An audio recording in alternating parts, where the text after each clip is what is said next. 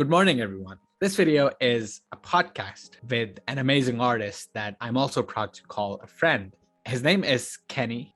He goes by the name Moonhunter, and he's been doing amazing stuff in the world of NFT. And surprisingly, he has not been a professional artist. He has self-taught himself everything, and it's crazy how he's able to do all of these amazing things that he does. So Kenny is an inspiration for me, for the people around me, and I hope after watching this video, he becomes an inspiration for you as well. Please enjoy this beautiful conversation with Kenny TV. Ladies and gentlemen, we have Kenny TV on our program. For context, Kenny, can you tell everyone about how did you get started as an artist? What were you doing before being an NFT artist? And basically a background of how you became the Moonhunter. Yes, my name is Ken. So I'm also labeled as a Moonhunter, and people always call me as a consistent master because I do things consistently. So I'm actually born in Malaysia, living in Singapore right now.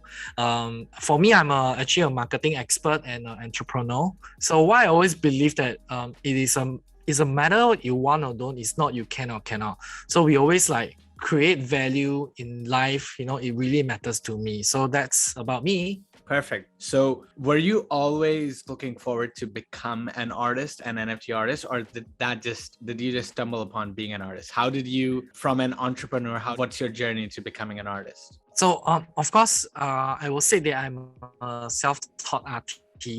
For me, I'm actually more like a storyteller, content creator. And of course, the person that influenced me to want to start up is Beeple. And I remember that when I start creating this kind of content about crypto and NFTs, I have no idea why everyone are so obsessed about a JPEG and spend like $1 million.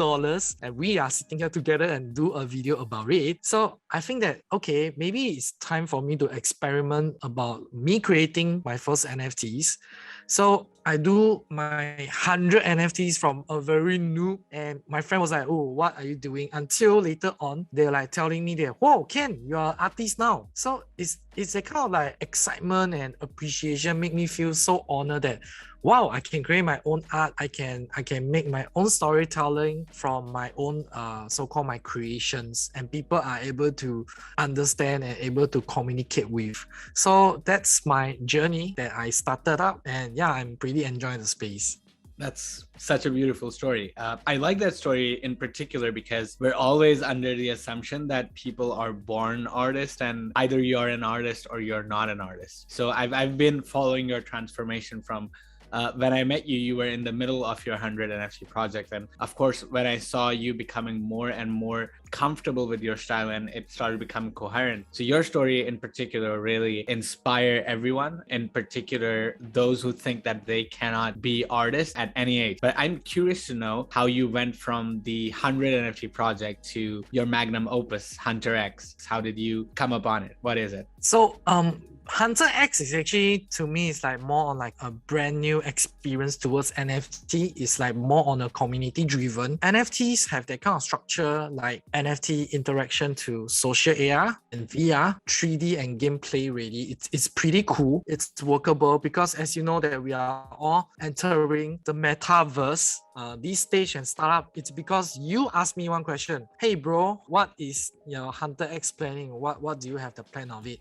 It really struck me. It's like, oh shit, if I'm doing like other NFT creator, like okay, I'm going to create something, I gotta smash a few millions and I gotta bye guys. It's really not my style. I really wish to create a kind of community driven which not only like limit in the virtual world, to support other business like the members, or maybe learn from each other or start a collaboration or partnership from all over the world. Yeah, that's about it. That's such a powerful vision because I remember you sending out the first 50 tokens of HunterX, and I just really like the unique style of you creating those badges and then you handpicking people who have been, around you and who you value, and you sending them those as gifts. And that began the first Genesis HunterX 50 badge from the very beginning, it had a power of gifting, gifting my friends, my supporters, my people, OG badges that are going to go a long way. And now that you expand on using different technologies, AR and AI, that is also, an aspect that hasn't been talked about a lot. How do you see the timelines of HunterX? Do you have any planned dates, any upcoming drops, anything that we should be excited about, everyone who's listening to this? Yes, I already done my planning, the website and everything is done. So my timeline is actually from the 1st of November, we'll start listing. And in fact, we already start our listing already. Then we will list until it should be finished end of January. So that is the first version of 888 piece. And every week we will drop one piece to our supporter and whoever that following us, and to show that kind of appreciation. And after that, on the second timeline is actually we will create another monster series to give out to every holder. Whoever that hold are able to get drops from there as well. So if we already hit our quota, like 75% of listing being sold out, and we will start activate all these projects. That's perfect. We're all looking forward to HunterX, and we're all very excited to see what you have in store. One last thing that I'd like to ask you before we part. If anyone new to the NFT world, if they came to you and if they ask you for advice, do you have any advice for this person? What my take is, of course, you got to get someone to learn from it. That's the very first steps, because when you go into it, you probably need a mentor. And I'm very honored that I'm in this metapurse, that we have fellowship learners, that we learn from each other.